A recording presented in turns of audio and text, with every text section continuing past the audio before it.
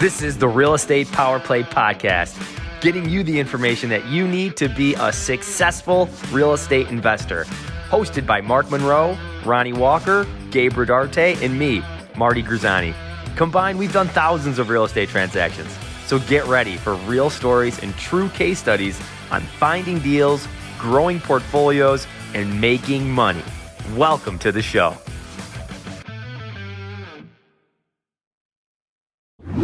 What's up, everybody? Good morning to those that are in Central Texas, Central time zone, I guess. We got people from the East Coast listening. We got people from the West Coast listening. Just want to say welcome to the Real Estate Power Play on this awesome Tuesday. We have some awesome guests going on. We have a good buddy of mine. I have Ronnie here, guys, that those who know Ronnie, who's been part of this for so long, since the very beginning, and helping us grow. So, Ronnie, how you been, man? I've been doing good, man. We've got a lot going on. We've got real estate going on. We've got traveling going on. We got family stuff going on. We got 6 flips going on. Wow. Yeah, there's a lot, man. It's been good. I know I've been gone for a little bit, but it's not from lack of activity. It's actually probably because of the activity that you guys have not seen me as much. So I'm looking forward to today, though. We got Derek, my man. We got Derek on here. What are we talking about today? Hello. Well, yeah. What's up, guys? Yeah, I'm in Virginia now. I was in Texas for a long time. Known Gabe for several years. And we were just talking, and I'm a full-time investor, but I'm also big into whole life insurance. And I think that's a hot button for a lot of people. And if I can maybe explain some of that, I'd love to, and how I use it or how to use it. And so I'm here to answer questions and talk about it. So I'm excited. Yeah, this is going to be good. Ronnie has a policy, guys. So what we're going to do here, before we jump in too much further, I would just want to set it up going, look, if you like the content that we're providing, ask questions. We're totally open to getting answers for those who are maybe newer to real estate investing or just want some answers on some of the creative strategies that we do for real estate investing. Mark does a lot of really cool strategies. He's out of Florida, but he does all over. Marty, you guys see Marty on here a lot. He's the guy with all the energy that we need. All right. And he does a lot of cool, crazy stuff in upstate New York. And then we have Ronnie, who used to be at one point one of my coaches at one point, that has helped me grow my business and scale it. So he's really great at scaling and so many other things now. He's scaling now, flipping, which is a whole nother level. So if you guys have questions for anything like that, let us know. We'll be happy to help you out and help you grow. So let's jump into the whole show. Let's do it. Ready, Ronnie? Yeah, let's make it happen. So I have a quick question, if you don't mind if I kick it off. So Derek, do it. First off, I freaking love your hat, bro. You need to send me one of those, and the beard that goes with it. I love it, bro. You look so good. So just that alone is gonna. Ronnie is working on his beard. He's been working on his beard for quite a while. Just to let you know. Yeah, I've of course got the baby face, So whole life policies, right? So insurance in general. How does insurance? Right before I heard about this, now I have my own whole life policy, right? And I have my own kind of, strategy, which we can get into, and I'll let you explain some of those. But where does insurance intersect with real estate? How is insurance a good financial move? Like, kind of give us the history of how you came into realizing insurance mixed with your real estate investing. Like, what's your history? What's your background? How did this come to fruition? Yeah, good question. So I currently have 6 policies. Now, my first policy was in 2015. Okay. And so when I got my first policy, I probably studied this thing for a year or two prior, and I was confused just as much as most people are, because you go online and, the Ramseys are like, this is stupid. And then you have these wealthy people saying it's the best thing ever. And there's just a lot of conflicting information. So I was really confused on that. And I sat down with agents. I'd met agents, and they tried to sell me different things. And they tried to sell me IUL policies, which is indexed, calling it whole life. I mean, it was a mess. Right. And so that's what really dug me into this. Now, at the time I was in Houston, talk about 4 flips. I had 4 flips at the time I was getting defrauded on.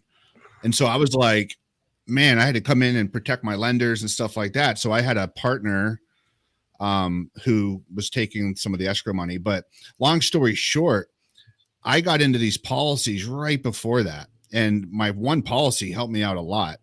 And the reason it intersects with real estate is, for one, these policies are assets, right? For two, you're going to use money. I know we use other people's money and we do stuff like that, but there's still things you can use your own money on. And what I found was every dollar that I put into a whole life policy is a dollar that's forever changed. The environment of that money is forever changed. There's tax benefits. There's all those benefits, right? The reason insurance comes into play, it's not because I love insurance. And I am an agent, by the way. I can explain that. I've been an agent since 2020. I didn't want to be an agent, and I don't mind being an agent. I just don't like the whole agent thing because, as you see, I'm not wearing a suit and a tie and greased back hair. I have a hat. So funny story. I spoke to somebody just with what you're saying, and they're like, hey, I became an agent. I need to go out and buy like $10,000 worth of clothes to do it. I'm like, no, what are you talking about, bro? That's like fake success. That's not how you win. That's good. That's good. A lot of agents don't even have policies, or if they do, it's very minimal and stuff like that. So, right. But yeah, so I got into this and it intersected with investing because, look, if you're going to use, let's say you have $10,000 in your savings account and you're like, all right, I'm going to buy a rental and use the 10K for a down payment, whatever it is, right? Just for a scenario. Well, you're going to use that money anyway. So if you have $10,000 in the savings account, you use 10,000, goes back down to zero. Now, obviously you're not making money. You're losing money big time. Yep. It goes back down to zero. Well, if I had $10,000 in my cash value of my whole life policy, I borrow against my 10K, but my 10K stays 10K. So my 10K is still making 5-ish%, let's say. Now, I know that this account is a savings account on steroids. I'm not saying 5% is going to change your life. Obviously, we know it's not. However, you're making 5% on a account in this market environment. That's great. Now, essentially, these policies are just like houses. The death benefits like the appreciation, but the equity of a house is just like the cash value. And as that cash value increases, we could take lines of credit against it. And starting out, you take credit, you take loans with the insurance company. Now, when you're in 6 figures plus, I take loans. Banks give me super cheap loans, interest only.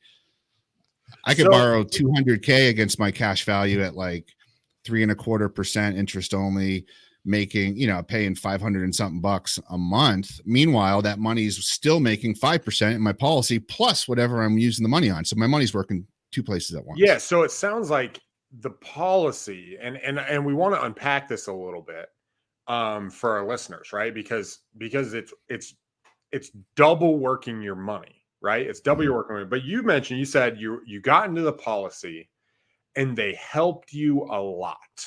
That was your words that you just said. So my question to you is, when you're in this time, you had these flips going on, escrow money was being taken, you put money in policies.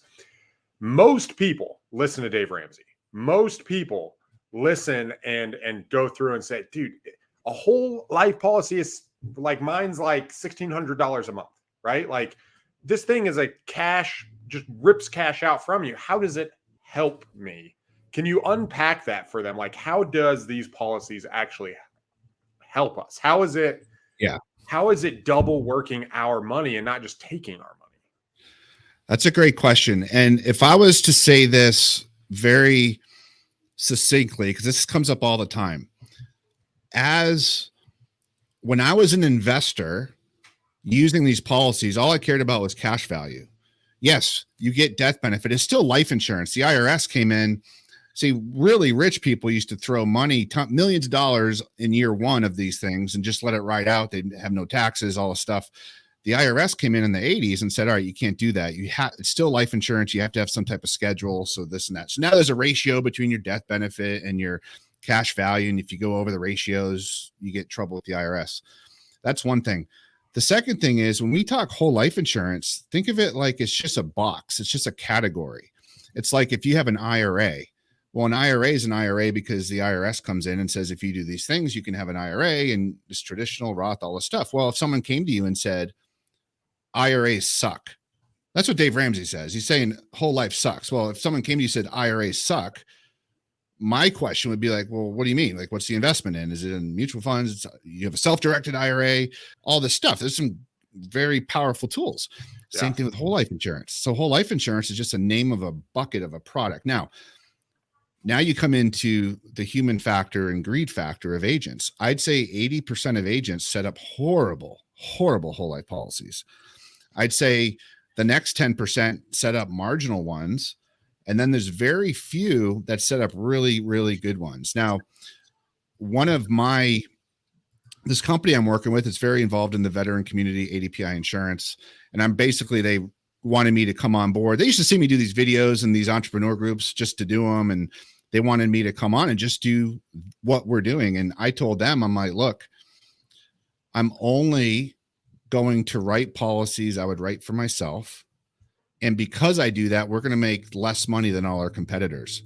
However, our clients are going to have the best policy out there. So we'll go head to head, because the way we set it up is you're always going to take a little bit of a haircut or a lot of a haircut on the first couple of years. Most policies, if you're putting $1,600 a month in, you're going to be, some policies you have zero cash value for the first year. And I would agree with people that those suck, but those are the ones that the Ramseys are talking about.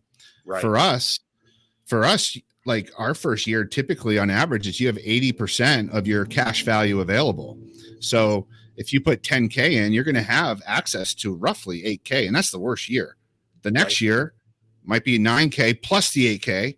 By year 3, dollar for dollar, you put $1 in, it's spitting out $1, give or take. It's, and then year 4, every dollar you put in spits out more year over year.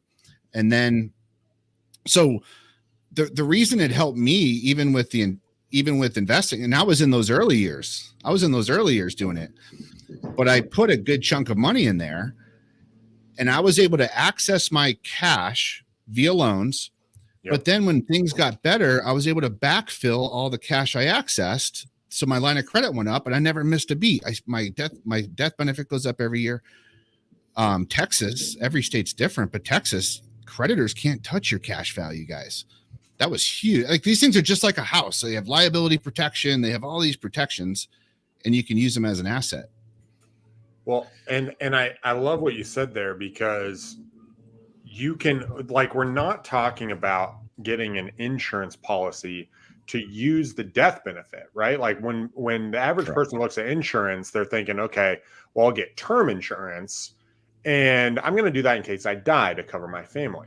That's not what you're talking about. What you're talking about is using it as a safe haven for your money.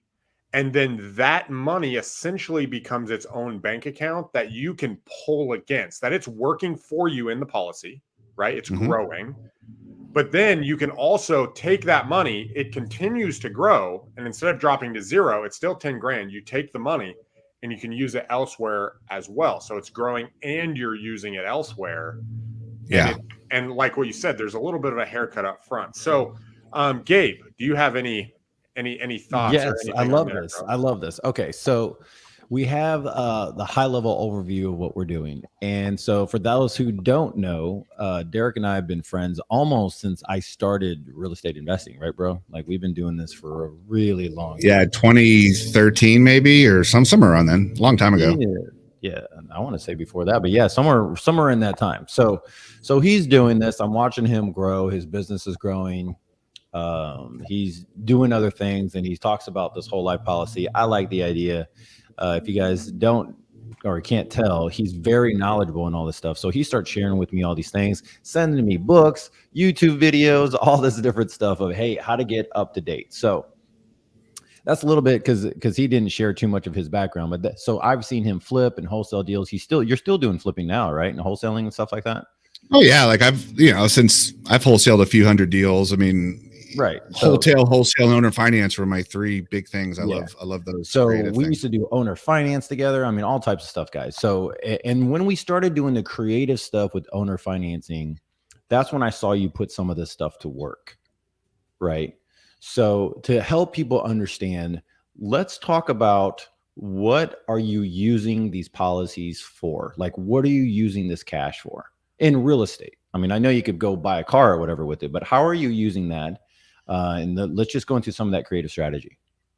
Yeah. So, and to go real quick, a lot of time, like early on, for one, I was getting my teeth kicked in on those flips, but also early on, you might refinance your credit cards and stuff or whatever, right? Because all you're doing is the real estate aside, when this really got super popular with Nelson Nash back in the 80s or whatever, it's because 35% of people's money every month was going to financial institutions via loans, car loans, and all that stuff.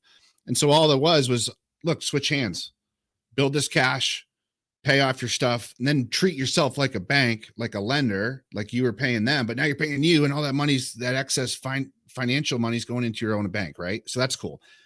Real estate just magnifies that on steroids, because all of a sudden, like, I'll buy really cheap houses, right? And like in Harris County, I bought one for like 10K, and I pay cash. I could close tomorrow. That type of stuff, right? Now, I'll use my policies to do that. Someone will come to me and go, well, big deal, I can pay my cash too out of my bank account and all this stuff. And then we go break down the deal. And I could pretty much, when we break down the deal of, all right, you do this one deal, you use your savings account, I use my savings account on steroids / my whole life policy, and then we have this investment. Well, guess what? I can end up doing just about double of what they could when we start laying out the efficiencies of these policies. There's a huge economic efficiency here that people don't realize. People are so focused on that first year. Oh my goodness, I'm, took a little haircut. No way. I mean, good Lord, you look at this, we can go through the illustration, and it's a powerful, powerful tool. And if you have multiple, it just increases it and magnifies it. Yeah. Well, in 2 years, like a 4 year. So mine was a 4-year break even, the one that I got. Mhm. Okay. For the policy, dude, 4 years goes by like that. And then all of a sudden you're set up for not only life when you get older, right? You can pull against it for the rest of your life, but also you can use the money for whatever you want. Like, you can pull it, and and I think the thing that was hard for me to grasp, and I imagine it's hard for others, is why is a loan good, right? Like, why is taking a loan good? Typically, when you take a loan, it's bad, right? It's bad debt. That's what we're taught. It's bad debt. Right. But what we don't realize is we're loaning ourselves money, and we're paying ourselves money back.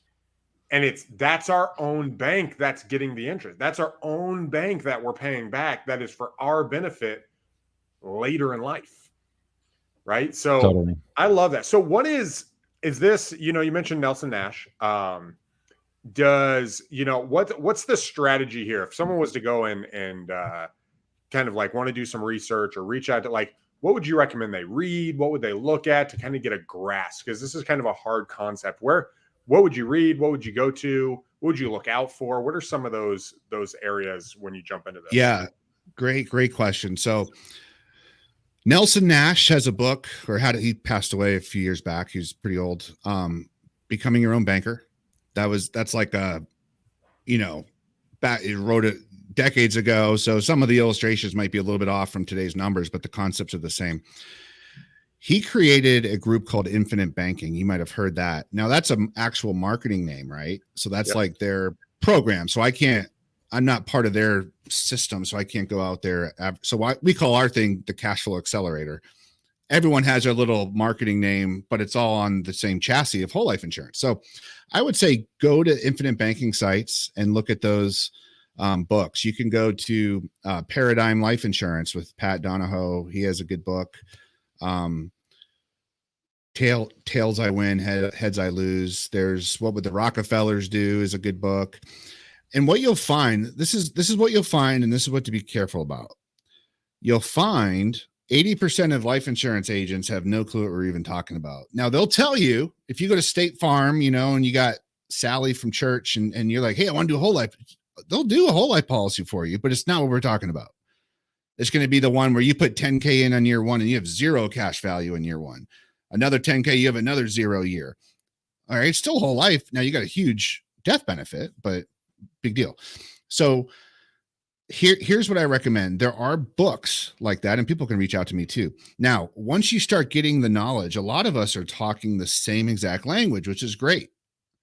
The problem is, and the differentiator, and I think this is where, and I'll say this confidently, I come in, is I believe we set up the policy better than other competitors that I've seen. And it's not because we have a secret relationship with the life insurance company. We're all using certain life insurance companies, and we're all using life insurance companies that are like the most stable companies in America. But that doesn't mean your policy's good, because now you have an agent that can go, I can have 5 agents and myself use the same insurance company I use, and we come up with 5 different policies based on the same scenario. You're like, hey, write me up for 10K a year for 20 years. We can have the same thing and come up with 5 different policies. Now, part of that is just because know-how. Part of it is some agents work for brokers that are like, this is how you do our policies, and they're not as good. The way we do it is I literally maximize these as much as I would maximize them for myself. And I can prove it to people because I've done it. Totally. That means our premium. To go into that, Derek has done one for me and for my wife. And I was like, maximize this, baby. Let's see what we can push this thing to.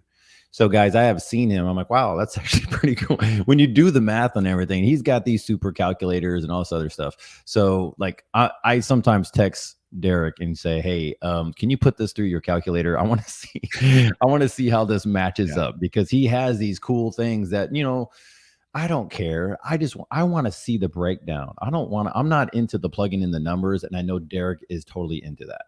So I've seen this stuff happen, guys. So it's pretty cool. Well, and you don't want to don't even take my words, because agents can play around with the gymnastics. There's dividend rates and there's direct versus non-direct recognition. And people, look, you find a decent company, you talk to a couple, you talk to 3 or 4, get 3 or 4 illustrations on the same exact scenario and look at the numbers, because that's what's going to matter 30 years from now. The last thing you want to do is be in a policy 30 years from now and be like, well, crap, man, like this agent, he sounded really good, but I didn't realize. Yeah, they're no longer in business. They're not around. I totally get it. And so to give everybody a little bit of confidence in what Derek's talking about. Derek, did you go to college? Yeah. I have an undergrad business finance. I have an MBA as well. So in business finance. So just to kind of let you know, and I knew this stuff beforehand, like he actually has done some of this stuff before and looked into the finance. That's why we became really good friends, because he actually was showing me the power of just creating notes. And back when I was creating notes, we do have some questions though. So let's go into some of the questions. One of them is from Michael. He says, how do you identify if you have one of those 5% of agents helping you make a good policy? Yeah, Michael, good question. Yeah, but it's an excellent question. And that's kind of, I just alluded to it. It's probably after you asked, but even if I'm telling you I have the best policy, every agent's probably going to say something similar. Again, some agents say it out of ignorance. They think they do have the best policy. Other agents say it because they just want to sign you up and get a commission. Look, we get commissions. It's no secret. The secret is the commission's based off of the base premium. The commission's based, the lion's share of the commission's based off the base premium. And so we keep our base premium as small as possible, so your cash value could be as high as possible. It's as simple as that. Other agents, their premium, even if it's moderate, okay, cool, it looks better than the crappy guys, but they're still making a lot more money.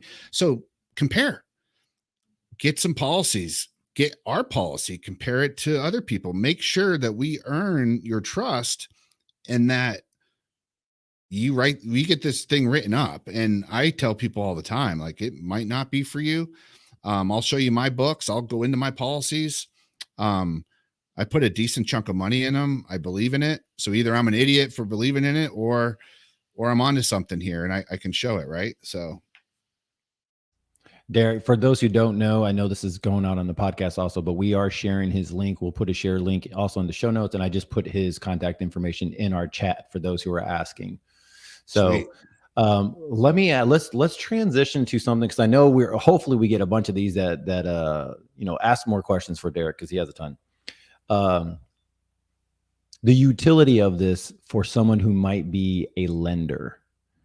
Okay, now I have two of my major lenders are whole life guys. Like they're literally pulling their money out of their policy.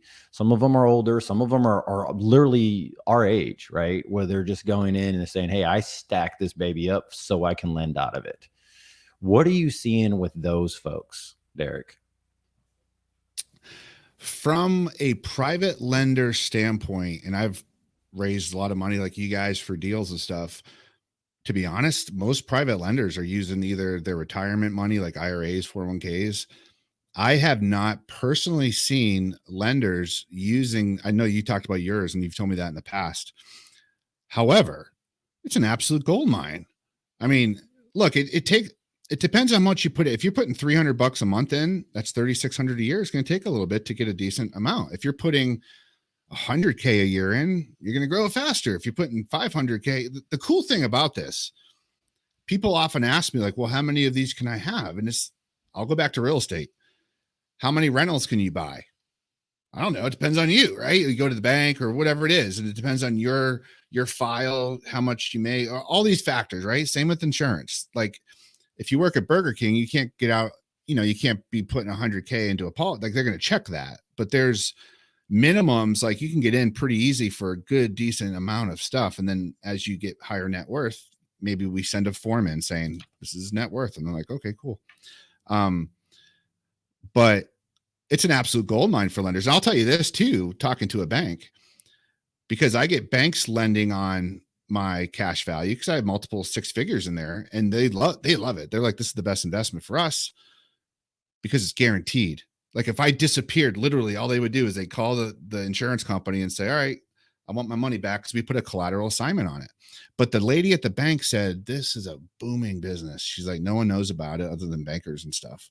So all these big time investors, they're using it for, I would assume, private lending or just for their own deals or to fluff up their own deals, or there's all kinds of reasons. But yeah, it's pretty big. Go into that part real quick when you're saying about the different policies and how you can have them for different people. It's really, I was introduced by Whole Life from Derek, right? And now I have quite a few friends that totally are into this at a very high level. Like this is where like I said, one of them is where I could lend any amount of money and he can lend it out from his policy, or I could borrow any amount.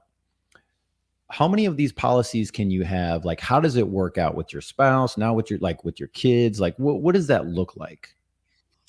Yeah, good question. So like I own 6 policies. So I have 2, there's three parties to every policy. You have the owner of the policy, though that's typically the person who pays the premium, who starts the application. Then you have the insured. It's whose life is insured. If they die, the benefit gets paid out. And then you have the beneficiary who's getting the payment, right? So you could, in most scenarios, you could be 2 of the 3. So I own 6 policies. So I have 2 where I'm the insured, meaning my wife, my family gets the beneficiary, the stuff. I have 1 where my wife's the insured. And then I have 1 on each of my kids. And those 3 came out more recently, right? Now, my first policy was like $6K a year, right? My second one was $25K a year. You start adding these policies together. And if I had, people are like, well, is it better to split them up or to do them all at once? Well, I mean, if I had all the money, I probably would have done it from day one, but that's typically not super realistic because most of us make more later. And then, or it's the tiptoe, right? Like, I think this is right, but I'm going to put a little bit of money in and make sure. And then once it clicks, and they're like, all right, I'm all in. Game on. Ronnie, what you got? Sorry, I was trying to unmute myself. That's so good. So you're able to stack it. So depending on your financial position, we're able to stack it up and put cash value aside to essentially cause your money to start working overdrive for you. And it works as it works as a bank for you that is constantly earning money.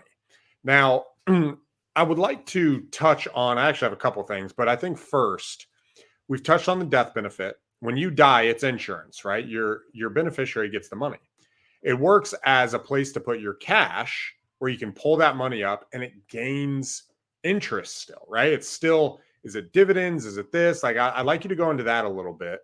And then thirdly, this is also a retirement plan, right? Like, because mine is set up for a retirement plan. And you said you had 6. Like, I was looking at, I have one, my wife has one. And then we were looking at setting up one for each of our kids, right? On each of our kids as kind of like a family banking process. How does the long-term retirement look like? Like, what is that? Because that's a huge aspect to the strategies. It's not just, it can be my bank and I can pull my money out. It's insurance, but it also sets you up for 20 years from now. You've had this policy for 20 years and you've had consistent returns of whatever that may be. And then I have one more question after that. Once you dig into that. Yeah. So dividend and interest. Do you want me to hit that first, or you want me to hit the retirement piece? Okay. Yeah, let's hit that first. Yeah. So how do these policies grow? And we're using mutual companies, high cash value, dividend paying, whole life companies, right? And there's a select few that we would ever use. These companies have a guarantee. So when I get a policy, it's a contract between me and the insurance company, right? They guarantee you're going to make something. Maybe it's at the end of the day, it's 2%. Now, always be careful with percents. Always be careful with dividend rates, because at the end of the day, and this is the smoke and mirrors that confuses people. If a life insurance company says our dividend rate is 6.8% this year, it doesn't mean you're making 6.8%. It just means that's a factor they're using with other factors that come out. The way you know what your policy's making, Gabe alluded to it. We have calculators that I could spit it in and it shows the rate of return. So I could show you that I'm making around 5%, give or take. It switches a little bit every year. So I always tell people between 4 and 6%. That's in this low interest environment. We can talk about that later. But so the company's guaranteeing you're going to make something. Maybe it ends up being 2 or 3%. Okay. That means if they don't pay a dividend, dividends are not guaranteed, but the stock market could crash, all this stuff, and you're going to make 2 or 3%. And remember, the first thing is we want to protect our money. Now, dividends are not guaranteed, but one company we use, they pay dividends since they started, and that was in 1847. Before the Civil War, they paid a dividend every single year. World Wars, I mean, these are like the strongest companies in America. There's other really good life insurance companies. They've paid, maybe not since the year they started, but well over 100 years, well into the 1800s, every single year. So they just can't guarantee it, because at the end of the day, dividends are based off of performance and output of obligations, things like that. But again, these are very conservative companies. These companies aren't just approving everyone for any reason, right? So, I mean, they are conservative in that regard. Now, retirement. Yes, these all flow on each other. Now, like with the kids, I own the policy with the kids. So it depends on what your temperature is. I want to train them as they're young. They're going to start taking loans from their bank. I'll give them like an allotment, and then, they want to buy something. All right, we're going to take a loan for the bank, and then we got to pay it back. Just start teaching them basic principles here. Now, some people might say when they're 21, I'm going to give it to them. As the owner of a policy, I could transfer it to you if I wanted to. I could transfer it to anyone. Some people will transfer it to a trust, and now you have more of the trusts and the rules and stuff. But yeah, especially the kids. And there's a couple reasons to get them for the kids. One is, or to get them for anyone really. If your kids are healthy, what if something happens in a couple of years, God forbid, and they get a disease or something? They can't get life insurance. Well, they're already in. They can't take insurance away from you. Yep. So that's one good thing. The other thing, kids are young and it's going to compound a lot longer. Now, when you get into that retirement age, and traditionally that's what a lot of these were good for, is like people wanted to create their own pension or something, right? Well, what's really cool is, like, let's say you have $1 million in your cash value and you're, 70 years old. Well, if you had $1 million in your mutual fund with a traditional financial guy and you're 70 years old, because we always do apples to apples, probably when you were 50, you got more conservative investments, and 60 more. You're probably not even making 5%. By the way, to make 5% without taxes, you got to make about 7% in a taxable account, just to compare with our little savings account. Now, let's say the guy's like, all right, I want to take 100K out for the next 10 years. All right, cool. The mutual fund could be a Roth IRA, whatever. We won't even talk about those things. But if they have $1 million, they take out 100K. Now they have 900K. Now they have 800K. Not with whole life. If they take out $1 million, or I'm sorry, they have $1 million. If they take out 100K, it might go down by like 40K because the money's working in two places at the same time. You're still offsetting a much of that 100K. So your money's going much farther. You're going to get way more money out of it. And you're still probably going to have a death benefit to your family. And you could be taking loans and you don't have to pay them back. I mean, there's all kinds of cool stuff. But that's kind of the big picture. Yeah. That's so amazing because guys, the way this plays out is recap. You can put your cash into the policy and you can pull that cash out to use for your real estate investment. All right. So let's say I have 30 grand in my policy and there's a $30,000 cash benefit. And let's say I go out and get a hard money loan. And when I get the hard money loan, my cash to close is, let's say, $10,000, and it's going to be a $30,000 rehab. I can go to my personal policy with 30 grand into it. I can get my hard money loan, and then I can go and pull a loan from my own policy. So I'm the owner of that policy. I can pull a loan from myself, use that cash to do my rehab. It's still making its interest at the bank. Then I repay it. Now let's fast forward now, and I'm 70 years old. And like what Derek just said, I'm 70 years old. I've got $1 million in that policy now. It's grown. So over time, I've been using real estate. I've been paying myself back. Everything's working great. Well, now it's like, you know what? I'm done working. I want to pull my livelihood. I don't want to pull 100 grand. I want to pull 12 grand a month, right? To pay for my life. Well, as I'm pulling 12 grand a month, that consistent return of whatever the dividend is will continue to accumulate on that top value, on the top value of $1 million. So you will make interest on that $1 million while I'm pulling out a $12,000 loan every single month. What will happen is, at least in my case, the way my policy is, the amount of money I use to live on will actually be outpaced by my interest on my cash value. So I will never run out of money in retirement. And so you're able to use the cash now, you're able to have it double working for you, and you're able to have yourself set up for retirement without having to slop money into an IRA or a Roth that you can't use today. So my next question, as a result of that, Derek, because I think you did a freaking great job explaining that. I love it. This stuff gets me so excited. What if I get into a pickle? Let's say I get into a pickle 3 years from now, right? Like let's say I get a $50,000 a year policy because I'm making good money today. Let's say 30 of it goes into cash value per year for your first 3 years. You break even at 4 years. I'm just using kind of the numbers from my policy. Yeah. And let's say in 5 years, I'm in a financial pickle and it's like, dude, I can't even afford the base monthly amount. Is there anything I can do to not lose this policy? Like, what does that look like? Like, do I have to, have to come up? Like, what are the options there? Because I know that was a fear of mine. And I know that can be a fear of other people's of like, hopefully shit doesn't hit the fan. But if it does, what do I do?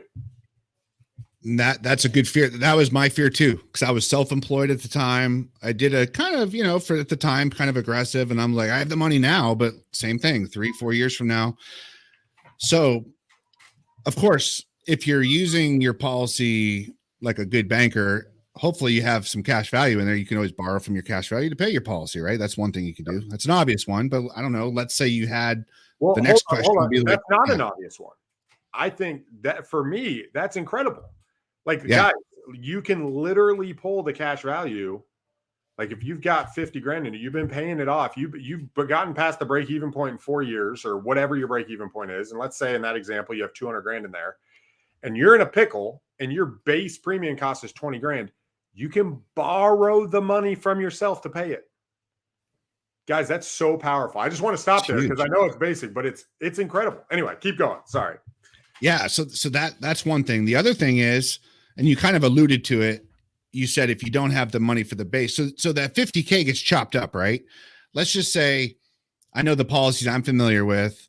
let's say 10K is going to your base and 40K is going to all the fun stuff, right? Well, literally, and I figured this out as just a client, but literally in the paperwork, the policy is basically saying you have to pay this 10K to keep this thing alive. This 40K, I mean, think about it. The life insurance companies don't care about our little bank on ourselves and all this. I mean, they're life insurance companies, right? They've already underwrote you for you're going to die. They already know you're going to die barring an accident or something. I mean, they're pretty good at this stuff. So now you have to come up with 10K instead of 50K, which theoretically you could come up with 10K easier than 50K. But let's just say you didn't even have that. Let's just say you squandered all your cash value on a Mercedes or something. I don't know. Well, now what can you do? Well, you can always go down. You can always do like some non-forfeiture options or maybe decrease your death benefit to make it cheaper. I mean, there's all these compression techniques you can do. Or you could switch your policy to monthly. So now you don't have to come up with the 10K, but now you have to come up with $833 a month. And maybe, entrepreneur, we're buying time. Maybe, we can dig out of this in 6 months, a year. And then a lot of companies, even if you paid that minimum 10K, yeah, it sucks you didn't pay the 40, but a lot of companies the next year, they'll let you backfill what you missed out the previous year. And so you can kind of catch up a little bit. Obviously, there's things to that, but to answer your question, it's not like they come down with a hammer after 30 days, you don't pay them, like, bam, you're done. Well, and guys, the guys who are listening to this, if you get anything out of it, don't be scared by all the different options. Instead, be encouraged that there's so much flexibility. And I think that's where it comes in at, is there's an incredible amount of flexibility with the gain that Derek is talking about, that it literally causes you to speed up your rapid rate of cash when you have the cash. And it allows you to be very flexible when you're tight on cash. And those two things, being able to maximize my upside and limit my downside, gosh, sign me up, right? Like, sign me up for that. I want to minimize my downside and maximize my upside all the way while setting myself up for retirement. That was one of the reasons why Gabe's like, yo, I got Derek to talk about whole life. I'm like, I'm down with this. I love that. and so to kind of tie back, so to the beginning, because we're 42 minutes in. Multiple policies. You can use it for real estate. You can use it for the investing. If I wanted to get started today, if I'm like, you know what, I've flipped 15 homes. I'm well into my second year flipping. I've got a full-time job. This guy's talking about maximizing a cash. I got a couple $100,000 in the bank. What do I do? Like, what should I be looking at? Yeah, well, first thing you would want to get with, you want to get illustrations. You'd want to talk to some agents. You want to make sure you kind of get a feel for them and get an illustration. So if someone comes to me, I break down everything. I answer the questions. I have a webinar I can send them if they're brand new, just for the basics, that way our call's a little better. But then we get some illustrations. I explain every single piece. I explain where the money's going. And usually people are pretty cool with that and they understand it. And I'm happy to compare anything. But if someone really wants to get started, I mean, it's simple as we start an application and they go through the process. It's all online. They go through underwriting and all that stuff. And we get going on that. So that piece is super, super simple. The hardest piece, and the piece I want to give people the most caution on, is making sure you're getting into a good policy. Okay. And how do you know that? Because I can't sit with people in interviews on their shoulder. But the best thing I can tell you is to compare. Use us to compare with everybody. I mean, seriously, I've seen so many bad policies. And if you're in a bad policy, let's say you look at your whole life, you're like, I got one of these 8 years ago. And it's like, man, I'm not even breaking even yet until like 3 more years. Insurance, we could do what they call a 1035 exchange. You could take your cash value from your current policy, do a tax. There's no taxes or anything. Put that into the new policy in cash value and start a new policy while bringing over your cash. It's called a 1035 exchange. Super easy. Not to get confused with the 1031, of course, for real estate folks. But yeah, I mean, we do that all the time too. And sometimes it's better to do that because of the efficiency of just the policy in general. I want to say one quick thing too. How do you get money in these things? As an investor, what did I used to do a flip, right? And so you have to save some money for taxes. Well, what was I doing? I was saving it in my Chase account, right? Chunks of taxes. So now what do? I throw it into my policy. It satisfies a chunk of premium. Once you get, like what Ronnie was saying, once you get to that year 3, 4, 5, 6, whenever you're breaking even, I could literally put $5,000 in my policy the next day, request a loan to get it right back out. And I satisfied a $5K piece. Now I got a loan, but I could throw that money back in as I have it. I mean, there's so many cool strategies, especially that I learned as just a client of this, that I can now, as an agent, I see the other side too. It's really cool. So for those who don't know, this is like a never-ending great topic. Derek has sent me podcasts and other cool things that maybe Derek can share with you if you guys want to connect with him. This is the conversation that he loves to have, is really the creative financing part, which is really odd because that's kind of how I know Ronnie is through creative financing and how to create notes in mass volume.